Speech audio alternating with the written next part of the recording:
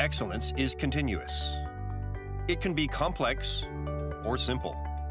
Each day is an open challenge to achieve success and turn adversity into opportunity. At RGF Executive Search Japan, we make winning a daily objective by aligning unique bilingual talents who invigorate organizations and drive sustainable growth. Excellence begins and ends with people. To execute your Japan recruitment relationship, contact us and let's begin. Good evening, and welcome to the webinar with Simone Thomsen, General Manager of Eli Lilly Japan, on global leadership. My name is Ryan Shepard, Associate Director of Healthcare and Life Sciences at RGF Executive Search Japan, and I will be your host this evening. We originally started these webinars in late 2020 as the COVID-19 pandemic was raging, and that was to draw attention to the talent gap in healthcare and life sciences, and specifically an accelerating development of vaccines. But as the pandemic, as we saw that the pandemic calmed down, we noticed that there was a great deal of engagement in these webinars, and we wanted to continue to provide this webinar as a platform for allowing anyone to gain insights and best practices from some of the most influential executives in healthcare and life sciences to understand the lessons that they've been through, and hopefully you can apply some of what you learned today to whatever you're doing to grow in your career as well, or to grow your people and your teams, as we're all in a very meaningful industry. So just before we get started, one housekeeping announcement, and that is once the Q&A opens about 15 minutes into today's session, you can ask any questions. We encourage everyone to ask any questions that are on their mind. This is a safe place, and your name box will be anonymous by default. However, if you wish, you can manually enter in your name to that box. That's up to you. So without further ado, I would like to introduce Simone Thomsen from Eli Lilly Japan. Simone has a very international career in the USA, Germany, and Japan on several tenures here in Japan, and she's also been leading rigorous reform in the pharmaceutical industry in recent years through pharma. So we're very grateful for Simone to give some of her time for us today. And she is going to be sharing with us about why diversity, equity, and inclusion and change management matters most. So without further ado, I will toggle the screen over to Simone. Simone, the screen is on you. Thank you very much for being here today, and over to you. Thank you very much, Ryan, and good evening to everybody here. Thanks for, first of all, RGF Executive Search for inviting me. I know this has been a very popular series, so I'm looking forward to the conversation tonight about global leadership. And, I have been now 35 years in my professional tenure, 33 of that in the pharmaceutical industry, and 23 with Eli Lilly. And as you just said, Ryan, had the opportunity to live on 3 continents and in various countries as a leader. So hopefully we will have a good conversation tonight around what matters, what is my experience, and that's, I think, what foremost I would like to share with you. So if we can have the slides up, then first of all, I just wanted to make sure I maybe give you a brief intro on what we are about at Eli Lilly. Some of you might know us, some others not. So if we go to the next slide and go maybe also in presentation mode, that makes it easier for everybody to follow us. You can see here that we're headquartered here in Japan out of Kobe. Originally, we're an Indianapolis, US-based company. You see here the number of employees we have globally. We focus around 4 or 5 key strategic areas, which are all in areas of very debilitating diseases. We're around about 100 years already in business working relationship with Japan. It's actually our biggest operation here. And we're very happy that last year with our work out of Kobe, across Japan, and also here in Tokyo, we could serve around about 3.7 million patients and their families. And hopefully we can do more of that. And if we go to the next slide, we're getting close to 150 years of our company history. And I think one of the reasons, if we go to the next slide, is basically also to make sure that we talk about and we value integrity, excellence, and respect for people. By the way, I don't see any slides anymore, so I'm not sure if we lost it or it's only me or also the rest of the group. Yeah, I think we've lost it. Endo-san, if you wouldn't mind sharing the content again, I'll go ahead and broadcast it. That would be good. So yeah, so we have a deep-rooted value in our company, and integrity, excellence, and respect for people is certainly what I have found here with our company. And also through the many years I have worked across many different countries, it's clear that we see this more and more, also being an enormous value and contribution, I think, to the impact and the success we're having as a company. But that's just as a brief intro. Let's now quickly move forward. If we go to slide number 4, and maybe we can go into presentation mode again. So again, we have the full picture here, and don't distract anybody with all the other slides which are coming. And there are a lot of different versions of how we define leadership. But normally when I'm asked to speak about a certain topic, I like to ground us all on what are we talking about. And this one here, interestingly, is a gentleman also who have grown up in the pharmaceutical industry. And I like very much how Sorge actually described his preferred definition of global leadership, because it very much resonated with, I think, my experience over the many years. And if you, everybody who's listening tonight, want to really understand how you can maybe accelerate, improve further your global leadership, then I think there are a couple of things which are very important. And these are exactly the ones which you see highlighted here in red, because global leadership is, I think, in our environment, which is constantly changing, regardless where you work. It's important really to continue to embrace diversity, different thoughts, different thinking that will require you as a person to really also operate well outside your comfort zone. And you yourself and your team need to continue to be comfortable in adapting constantly to the ever-changing environment you're operating in. You can only be successful in that if, of course, you have a good people development leadership trait, but also if you're a very effective communicator, especially in a global environment. And while all of that is changing, there I think is a leadership trait which is also very important, is to really have a clear understanding, have a clear direction on where you want to go, and set a clear vision either for your team, for your company, for your project, whatever you're working on. This is relevant for everything I think we're doing. And so if we go to the next slide, then interestingly enough, George actually defined 12 areas which he felt, if you want to do this well, then here are 12 areas, which 12 traits, as he called it, which you really need to make sure you focus on. But well, that's all in itself important, but I'm a very busy person and I'm a very pragmatic person. So looking at that, it all made sense to me, because I think every part of global leadership really requires self-awareness, inclusivity, having a big picture, but then being versatile, being creative, being compassionate.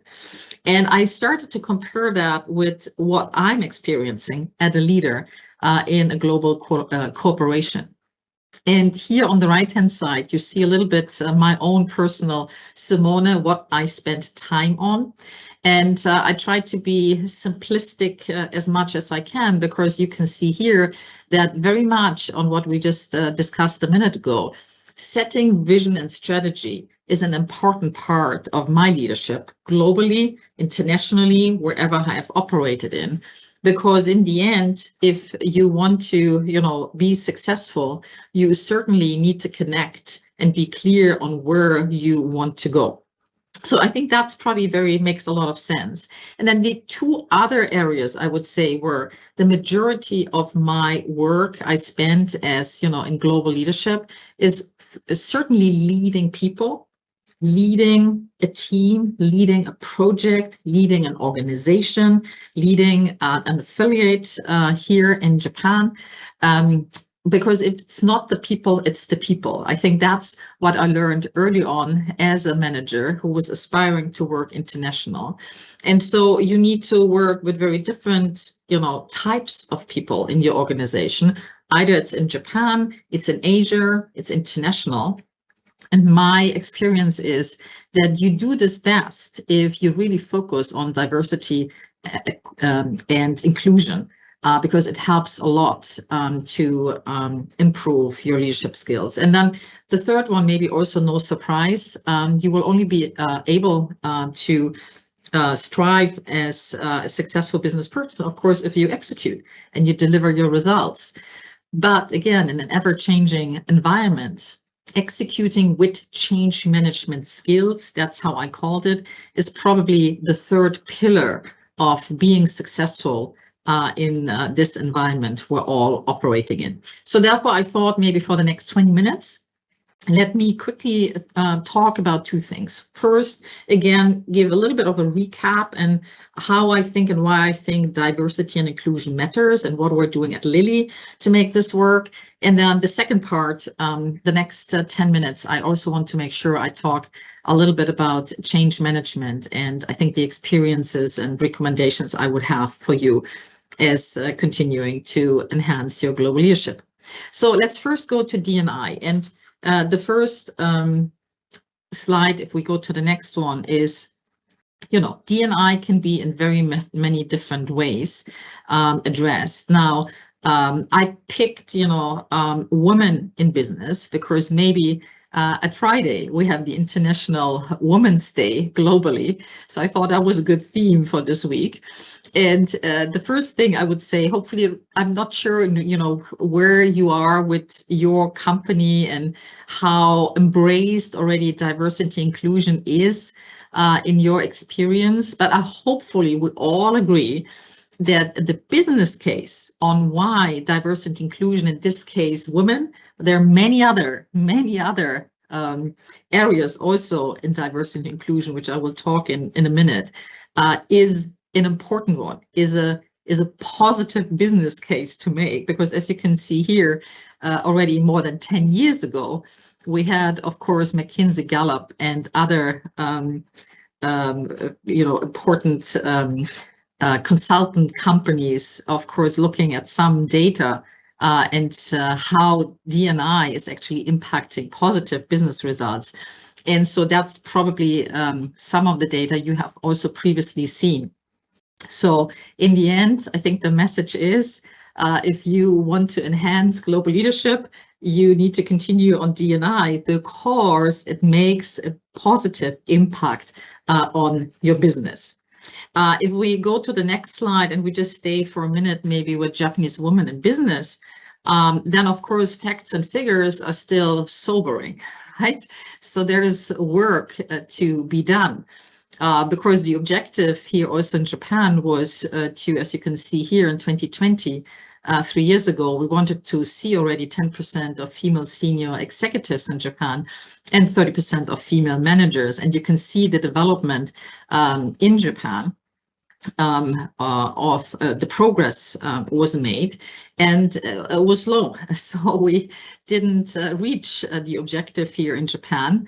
We're by far away from the 30%. We're currently at 11%. Maybe it's now 2024, we might stand at 13 or 14%. But as you all know, the World Economic Forum Equality Ranking, actually, Japan is already one of the last in the last rows of this ranking. And unfortunately, Japan in the last year's rank has even fallen further. So I think it was an important decision by the government to set, an objective to have, as you can see here, by 2030, 30% of female board members in there. I think this will probably provide some movement, some focus. Even I think we all would have wished that some of these numbers would have been more aggressive and more timely. So I think that's the reason why global leadership working through people and diversity and inclusion matters, because it's important for the business, and it's important also as an employer, right, to recruit talented people. And as we would say, diversity inclusion helps you to just cast a broader net of talented people all in Japan. If we go to the next slide, you see how at Eli Lilly we have approached that. And that's pretty much a big part of my work here in Japan. But I have been working in Germany, in Switzerland, in Austria, in the US. And all that you see here is not very different. Maybe the progress and where we are in all of these different countries might be a different starting point. But the number one priority is, if you want to be a successful global leader, the number one priority is really to, as you can see here on the left upper corner, to really make sure that you leverage all the capabilities of your diverse. Can we go back to the next slide, to the previous one? We unleash the capabilities of our employees and our colleagues so that we can really make significant progress. On the right-hand side, as I said, I started with gender equality as one example. At Lilly, of course, we're also focusing a lot around how can we have colleagues with physical and disabilities join more our workforce. We're also, of course, working with LGBTQ colleagues, with different nationalities of colleagues here in Japan. And we also recently, of course, encouraged to work with, diversity through different age groups and different generations.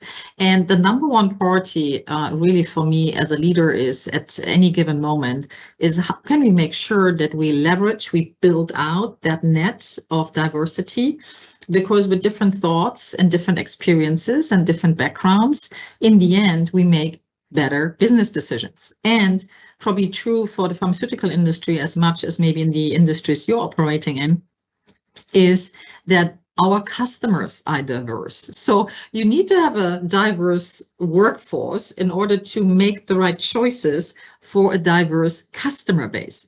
And that's also why our number one priority is, of course, to make sure that we can fully integrate this diversity, this thinking, this experience into our business strategy. How do we do this? You see on the right bottom here that, of course, we first of all have a plan on where we want to be. We have strong employee participation through volunteer employee resource groups, as we call that. But we also have a very clear plan on measurements, metrics, and what we want to achieve. So we measure the impact of all of this in the organization across all of our functions. We then, of course, also measure the business results and business impact on that. And we continuously screen, of course, also our employee feedback and how well we're actually doing. And while we're doing all of that, if we go to the next slide, what I found really helpful, wherever you are in the world and whatever role you have, but if you want to improve diversity and inclusion, as a manager, as a leader in your organization, this little grid here is actually a really helpful tool to steer your thinking and your plans, because it really shows you the stages of diversity and inclusion maturity. And you can, of course, go from left-hand side of being a very compliance-focused diversity culture, right? The government tells me I need to do this. So as an organization, as a manager, as a leader, I focus on that. Or you have a more pragmatic D&I culture, which says, well, we have certain programs which we ask people to join. We develop that so it becomes more important for us. Now, you can see for Lilly over the last couple of years, from pre-2018 to today, we have worked through all of the stages, and we feel like we're now at a leader-owned D&I culture, where leaders fully embrace, fully understand, fully drive D&I culture in the organization. But what we really want to get at is, of course, an inclusive culture where everybody at Lilly, regardless which level, which position you are, fully embraces that. And that's what you see on the right-hand side. If you operate in a fully inclusive culture, you basically have everybody bringing their best to work, to have all the curiosity, all the experience, all the ideas which you can take and then basically drive best possible solutions for your customers. So that's the idea around that. And that's why everybody, we're aiming to own D&I, integrate this fully in our business strategy, make sure that you have all the HR processes right when it comes to hiring, recruitment, training, that you have certain practice programs. And of course, as I said, very important, you also walk the talk in a sense that you have your measurements plan, your metrics to really make this work. But most important, I feel, from a leadership standpoint, is to have a speak-up culture, to have a psychologically safe environment, because in my experience, people, regardless if you work in Western countries or here in Asia, everybody wants to do their very best, but you're only able to bring your best to work, regardless which culture you work in, if you feel safe to speak up and share your ideas, so that you're also encouraged to do that. So that's probably one of the most important learnings here, that if you do this right in Japan, here in this country, or before in Germany or in the US, you can take this leadership trait you're building, and basically it's applicable for any country, and therefore it provides you with a certain skill set to also operate in an international environment. So that was one part of the shared learning and recommendation here tonight. So if we go to the next slide, and I quickly maybe wanted to switch gears with you, and we talked about people management, people leadership, which is probably one of the most important parts of global leadership. But the other one is also sharing with you why I think that if we talk about global leadership, that change management matters quite a bit. And so if we go to the next slide, that will be something which I think we all can relate to. We're living in a volatile, uncertain, complex, ambiguous VUCA world. And I think having gone all together through COVID, I think we have experienced that jointly to the absolute maximum of change on what we can experience. But even coming out of COVID, right, we have a very fragile, feels like, geopolitical environment, regardless where you live, right? Asia, US, Europe. And then we have also technology, which will be very disruptive because we have generative AI coming also into this picture. So this whole VUCA world will just be there. And as leaders, if we talk about leadership, we need to deal with that, because that's actually will be a big part of our success. So therefore, if we go to the next slide, hopefully you agree that if you want to be successful as a global leader, change management will be important. Because in this VUCA world, if we want to have our companies succeed and grow, then we need to be really well equipped to do this. And there are a lot of different reasons for that, right? Because even in your own company, there might be a lot of change happening. So it's either internal change or external change, because as you can see here, a couple of reasons why change management is so important is it's either in the here and now that you want to drive efficiencies, you want to build new capabilities, like, which capabilities do I need to have to leverage generative AI for the future of my company? Where are we going in future? Maybe you need to reduce or address some of the cost base, and that is one of the changes. Maybe you realize that organizational values are changing and organizational practices are changing. Or again, you have an external change like COVID before, which you need to react on. So hopefully, I think that's probably an easy sell to all of you tonight, why we need to be comfortable as leaders to operate even more and even better in this type of world. And then the numbers, if we go to the next slide, I like a little bit always of reference point on what do the numbers tell us? Well, it tells us a little sobering story also here, maybe similar like the DE&I journey I just shared with you. But first of all, well, whenever change happens, it seems like 2/3 of that really don't stick. And it's very difficult to do so. We're losing every year a lot of money in our companies because change management is so hard. And the right-hand side is the key reason for that, right?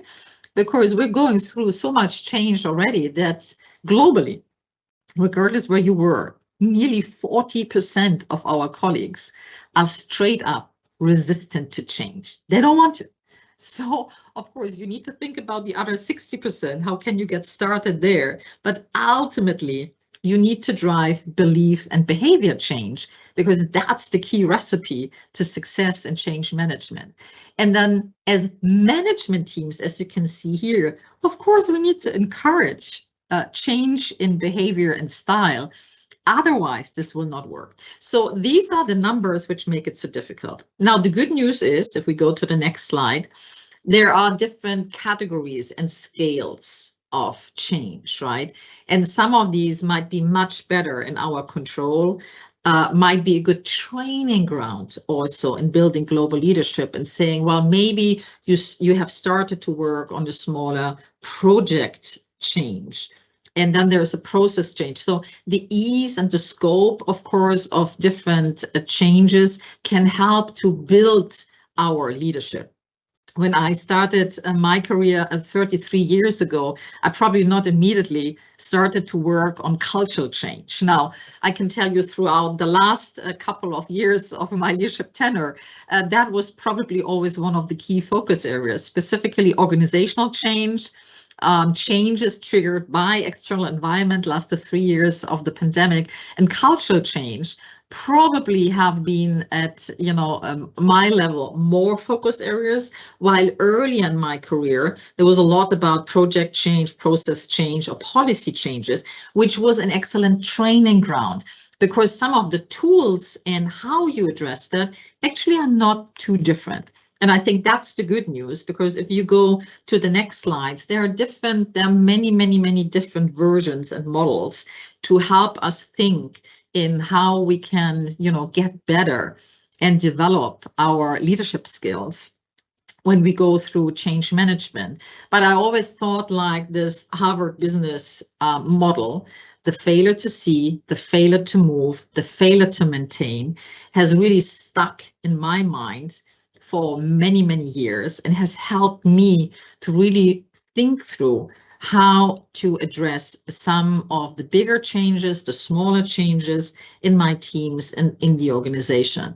Because if we want to drive behavior and belief change, I think we sometimes move too fast and too quick before we really have helped everybody in the organization, on the teams, to see why we should do this, right? So the failure to see is often a root cause, and having not had the right foundation, why sometimes things don't move so well. And I feel like in the Western world, this is even more so than I think in Japan. I think there is a better routine and discipline to ensure that many colleagues in the organization have, had an opportunity to provide input, so that together the team can actually understand and buy in why we need to have a change.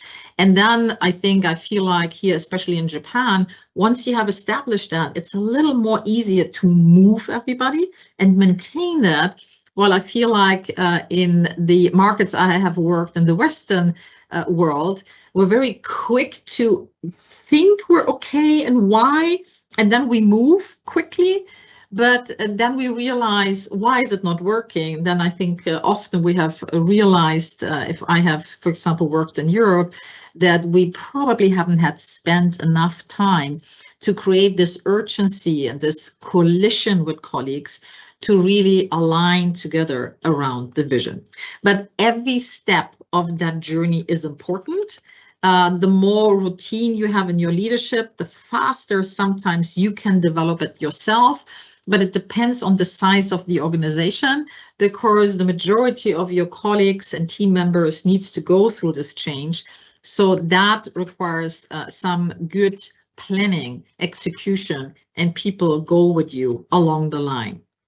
One of the examples I thought, just to give you a very practical example, how this could look like is my 13 years ago, that was my first role here in Lilly Japan. If we go to the next slide, a very practical example of a chief marketing officer in Japan, which I was at that time, and I needed to change basically the business approach in how we, all of the 150 marketers, as you can see here, were going from an approach which was physician needs based and how we were developing our strategies, to a customer, as we would call it, patient insights driven strategy.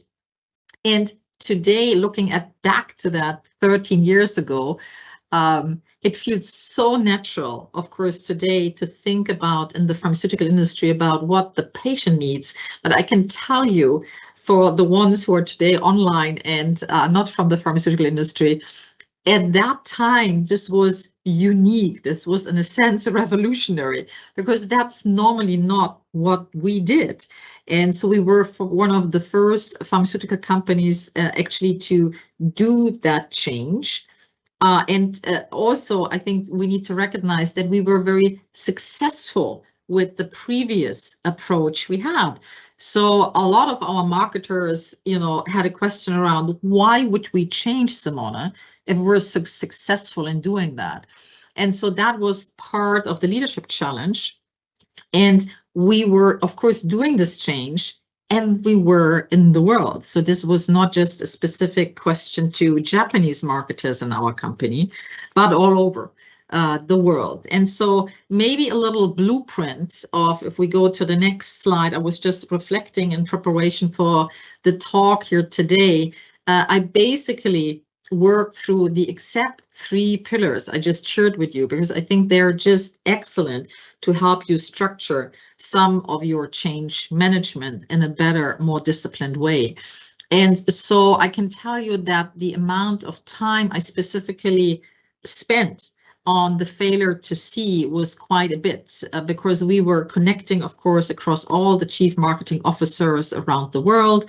We were co-creating this vision. We had a lot of facts and data, again, why we wanted to do this, because again, I think it's specifically challenging if you change something which is successful. So why should you change it? And if you have the vision that maybe in 5 to 10 years that might change, then people are often, I found, like even more resistant to that change. So all in all, we have the local alignment here with many of the leaders, which I feel like specifically in Japan is very important. And then we had the leaders, everybody of the leaders being out and leading their own workshops, the own conversation with their team, so that when we were clear why we need to move, then the next step is we could take all of the marketers with us and work through, okay, if we align that this is important for us, how we're going to make this work. And this is not a top-down decision, but this is now really bottom-up in how, through various workshops, quick wins, very tight, very regular communication plans, we could make this work. And I feel like the most important to make behavior and belief change happen, also in a global environment or in a local operation, is you need not just to have a very tight implementation plan, but you need to have measurement, because measurement helps you really to understand where you are, to call out great progress and celebrate the wins, but also to call out where not making progress, why you're not making progress, and also then making sure that if some part of the organization makes progress and the other not, is very helpful to be transparent around that.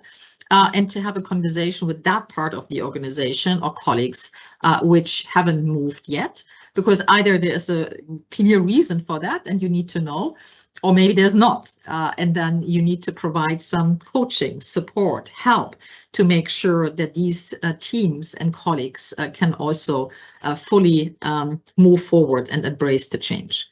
So that's a little bit maybe a quick example tonight on how change management is extremely important if you operate locally in one team, one function. But the better you can do this in the area you currently do, the better you also will be in a global environment, because change management, transformational efforts, transformational initiatives, I think especially in multinational companies, are quite frequent. And the better you can establish for yourself a certain leadership routine on that, the more successful you also will be as a global leader. So in summary, and then I hand over to Ryan. Again, if you want to, accelerate, foster, nurture your global leadership skills, hopefully I made the case tonight that in my experience over 30 years, that focusing on people and DE&I and focusing on change management to strive in execution is actually two of the key areas which I think will continue to make you successful. We shared a little bit around the gender diversity case, why it is important. I think in the end, regardless if you are, a team member, a young manager, or a leader in your organization, higher levels, I think it's important to be proactive about that. And first and foremost, point number 3, to understand your own unconscious bias and be honest to yourself and how familiar and how comfortable you are with the change you want to drive. If you are, I think you need to continue to step up and challenge the status quo, because you do this in the working environment you are in, the better you will do and be able to do this in a global environment, because that, I can tell you, will be expected of you. The more you work international, the more people want to hear and see the influence you're having in an international environment. So therefore, setting, being clear about what you challenge, how you want to develop that and measure that, and be bold in your communication and effective, the better you're off. And then for the last slide I have for you, with regard to change management, we spoke about the challenge, of course, in making this work. In a country like Japan, as much as in the country of Germany or the US, but there are some very effective models, management models. I think I would just recommend pick the one which seems to work for you and just hold on to it and try to improve and try to build your own routine. Ultimately, the model itself will not make it, because as a leader, you need to change mindsets, behavior, beliefs. So it will require a lot of personal involvement of yourself and also effective communication, and continue again to challenge the status quo. And the better you can help, of course, your teams and your organization to move through failure to see, to move and to maintain, the more successful you will also be in an international global environment. So that's all I had to share for tonight, and very much looking forward to any questions you might have. And back to you, Ryan. Thank you.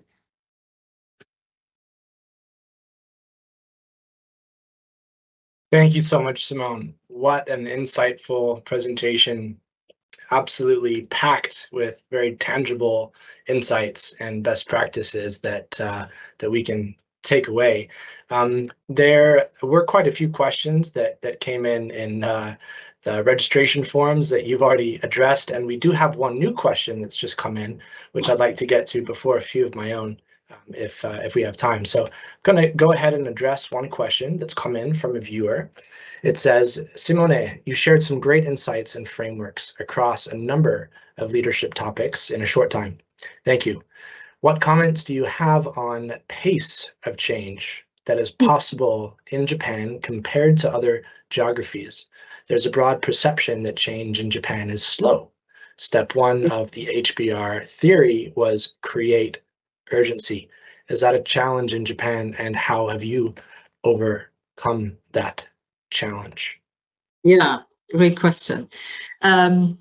Well, the first experience I have is if you look at the totality of the time it takes from the very early on to the final execution of it globally, I wouldn't think that Japan takes any longer or shorter than the average.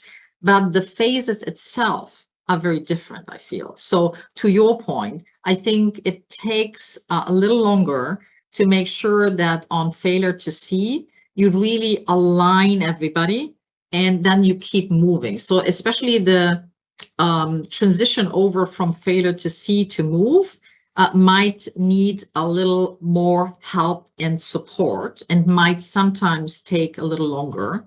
But once you have accomplished that, then execution, in my experience, has been stellar and very fast. So what you lose on time in the beginning, in Japan, I feel like you catch up at the end. And in Western countries I have worked, I feel it's a little bit the opposite. So people are more faster to align on the change and keep moving.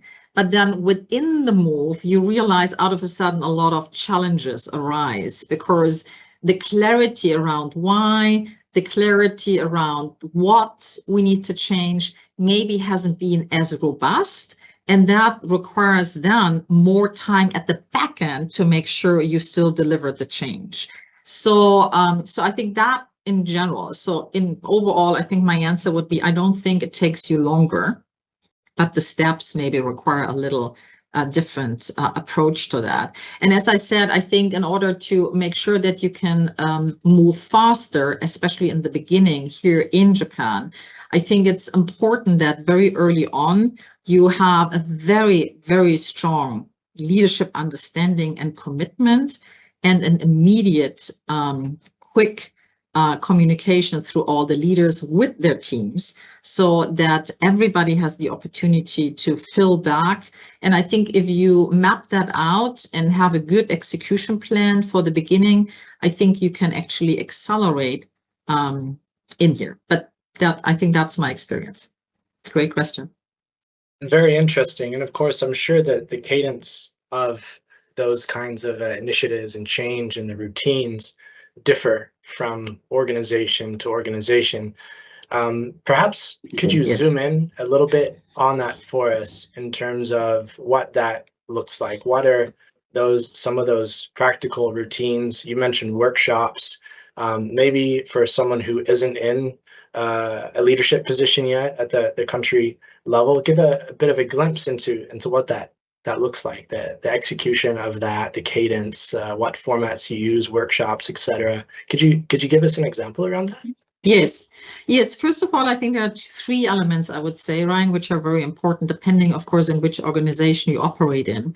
But one is, which I think I just addressed quite quickly in my talk this evening. One is, of course, you need to have a good environment, psychologically safety, I mentioned, so people feel okay to speak up and bring all of their ideas in, all concerns, all questions. Because if you want to move quickly on change management, you want to hear all of the voices and you want to especially hear all of the concerns, you can address that. So if you don't know this, it's very hard because you know everybody, you think everybody is aligned, but maybe not, and you don't know.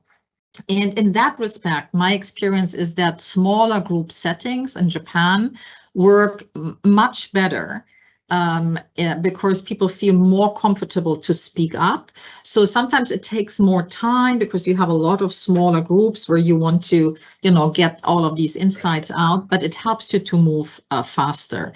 The second one I would say, because we're working in a multinational company, we still have language barrier. Okay, so in order to move quickly on important change, we really make sure we have simultaneous translation, all of these meetings, so we have no loss of language understanding. Again, that takes a little bit more effort, work, and sometimes cost, but it helps you to move fast. And the third thing each company needs to think through when you set up the smaller workshop groups, consultancy groups, brainstorming groups, is to think through hierarchy.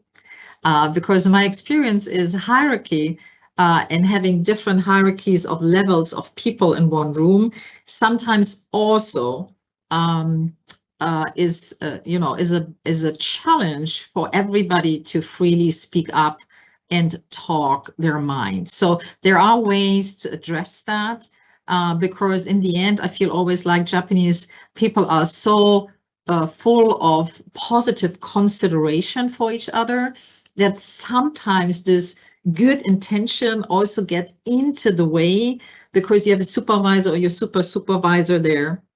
And it's hard for you maybe to have this honest feedback. So I think if you focus maybe on these three areas, you might have a really good output, especially at the beginning of that change. Wonderful. Thank you, Simone.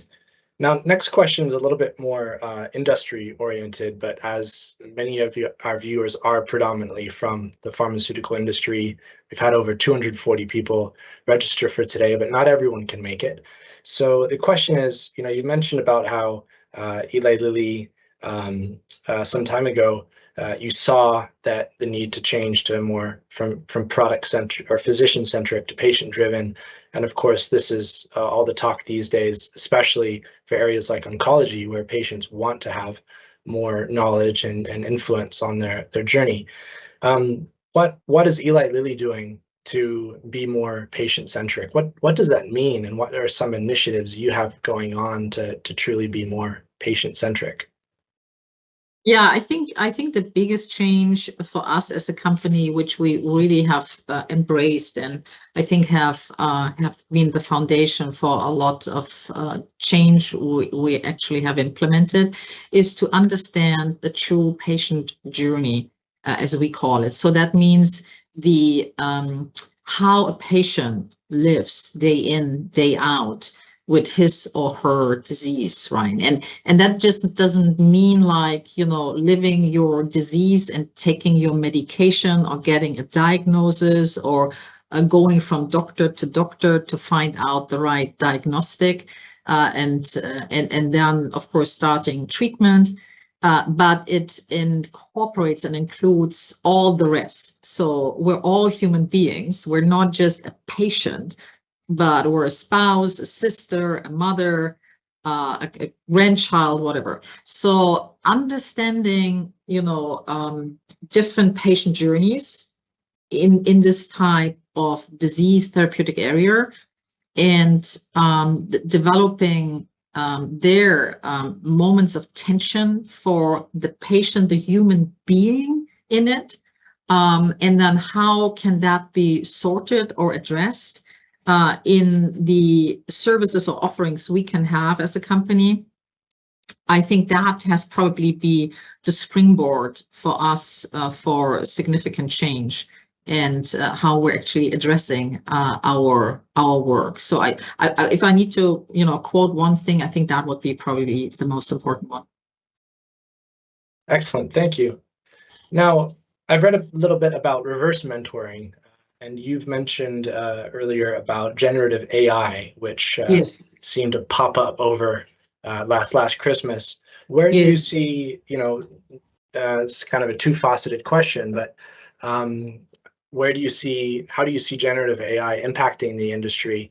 And beyond that, in terms of these new technologies and the next generation of leaders, the youth who are, I'm sure this is becoming normal for them.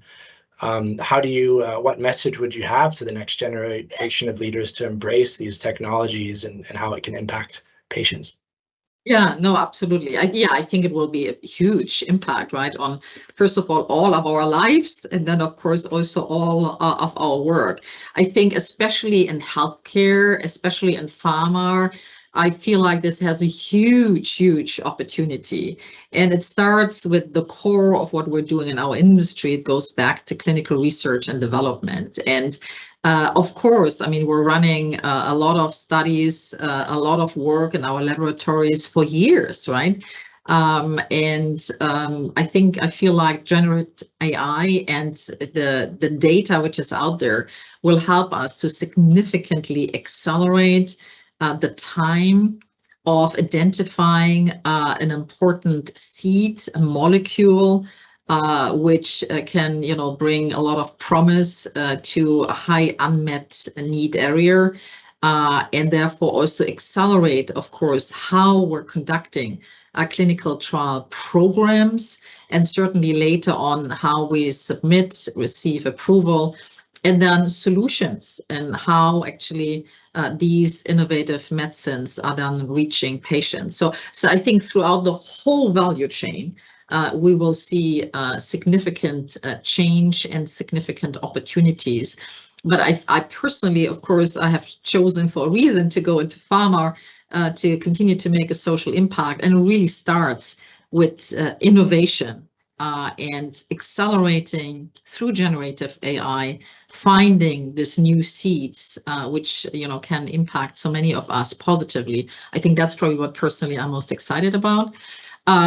What does this mean for young leaders? You're absolutely right. I think a lot of our native digitals who are listening tonight, I think will find already a way, have probably already started to understand better what it is and what we can leverage it for. And I think that would be my number one recommendation, right? We all, I think, need to continue to first understand exactly what it is and how we can leverage it, and then probably define for each of our companies some, my experience about when you build new capabilities, start simple but most effective, and identifying some use cases where you can use generative AI to just practice for your team, practice for yourself as a leader, for your corporation, how you can leverage that. So I think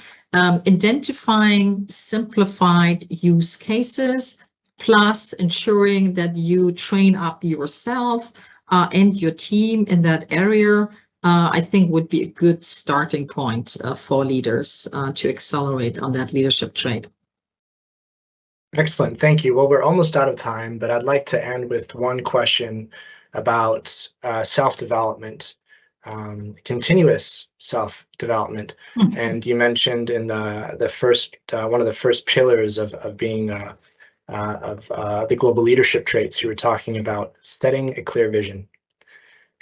Not an easy thing to do, but it certainly applies to everyone, regardless of being in the C-suite or being, fresh out of college and into the career. This is a continuous journey of life. And my question is, what kind of practical routines on a week-to-week, month-to-month, year-to-year, I don't know, the basis would you have to give someone to reflect on? Self-reflection. It can be intimidating to reflect and set a clear vision. And what has that looked like for you? What practical tools could we walk away today for viewers to use to self-reflect and develop their own vision? Yeah, well, I think it really depends on which type of learning person you are, right? I think what I fortunately learned early on in my career is I think you need to self-identify how best you learn and self-develop yourself. I myself was very honest that living a busy life, also as a working mom, I probably will not have the opportunity to read a lot of business books. Even sometimes I would love to. So pressuring myself to go after a lot of books is probably not a good one. I'm more a practical person. I learn when I do. So that was, I think, one of the important ones. So first of all, identifying, being clear to yourself what you like when you learn and what you don't like. And be just honest to yourself what works best. I think that would be my first advice, right? The second one is certainly reflection. I mean, we all live busy lives, so I think like journaling has helped me quite a bit to reflect. There's always, you know, a time you have for journaling yourself. I mean, either it is you sit on a train, you sit on a plane, you're riding in a taxi. We all have our little devices here with us, our mobile phones. You can quickly always take a note. So sometimes you want to do this in a more disciplined way, depending on, you know, how busy your schedule also is.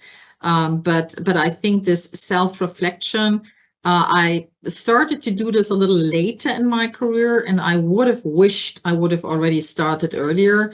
I think it's always a good self-practice to learn. And then also, I think the last point I would say, continue to use your mentors, your sponsors, which you might have, or maybe if you don't, make sure maybe you think about who could mentor you, who could sponsor you, especially if you're earlier in your career.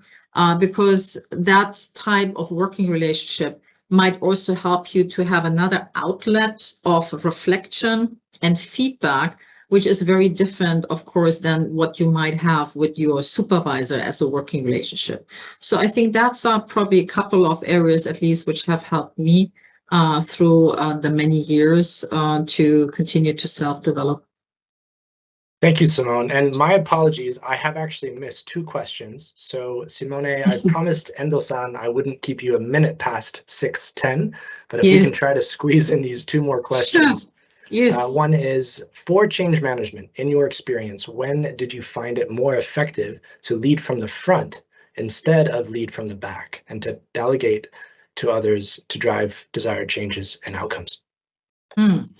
Yeah, leading from the front, I felt on the one hand side, it's very important if you know that the barriers and the antibodies will be very high stake change maybe you're having. And I think at a certain time you get a certain routine on what might be change. So as we said, you know, it requires work, and not everybody will fully embrace this at the beginning. But there are certain projects or system changes I felt like would be very difficult for the organization to accept. That were always the moments I was leading from the front, right? I mean, we had marketing changes even when I was a president, which the chief marketing officer would have probably, you know, be in front of the team and say, that's what we need to change. But I knew it would be a difficult change. So I wanted to be with that person and lead from the front. I think that's one. When it gets very complex, right? A lot of different functions are involved. You, at least when you set the vision, when you set the change, you want to make sure that also you lead from the front, at least to set the vision. And so then people understand, again, failure to see why we need to do this change. Right. For the rest of the change areas, and then of course on cultural change, I think that's another important aspect. And then for the rest, I feel like you really need to make sure you are clear with your management team or your cross-functional team on what you want to accomplish and how, but there, the number one priority is to work and support from the back. Wonderful, thank you. And final question, dear Simone, thank you for the excellent presentation. I would like to clarify the definition of a global leader for Japanese people more. Is there someone who you recognize as a current Japanese global leader, and why you think so? Say it again. So the question mark is, whom would I think is a good role model for international global leadership as a Japanese leader? Yeah, as a Japanese. Yeah, I just, funny enough, I think it's a great question, first of all. I just the other day read another article about the Rakuten CEO, and I think I still feel, because he started so early on to make change for this company, to embrace, the full global scope for his company. I think this is still, I feel like, very meaningful to reference here in Japan, from a leadership standpoint.